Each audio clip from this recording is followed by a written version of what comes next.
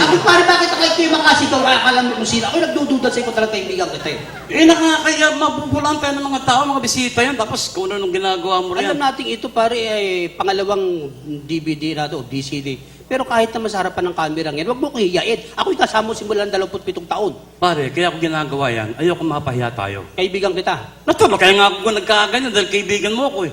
Susubukan kita sa harapan ng maraming tao daw talagang kaibigan kita. Teka. Paano mo ako susubukan dito? Halimbawa ako'y nagpunta sa ilang lagubat. Naglipa ng mabangis na hayop. Sasama ka? Para mapatunayan mo ng kaibigan mo ako? Oo. Sasamahan kita. Ngayon sa ating paglakad ako'y natuklaw ng ahas doon sa paa. Bilang kaibigan ko, ano gagawin mo? Natuklaw ko ng ahas doon sa paa. Oo.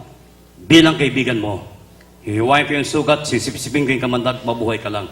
Ganyan mo kamahal. Iba akong magmalibay mo si Porky, Oo, pare. ang galing Pa ako, mo, pare.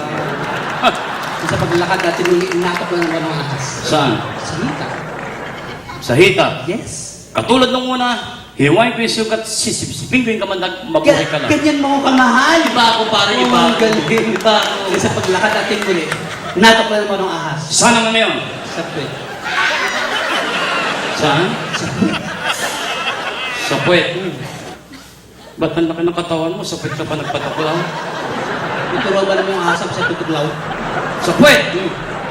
Hindi pwede ilipat. Natuklaw na eh. Sa puwet talaga.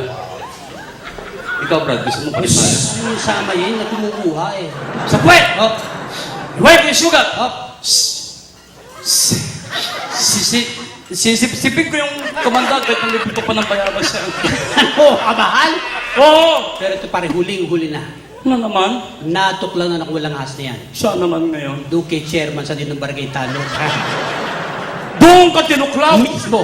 Abay, hindi ko naiwain yan. Ano gagawin mo? Sisipsipin ko. Ay!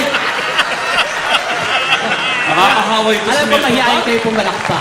Pwede bang marinig ang palakpa kanina? Thank you very much. You're wonderful.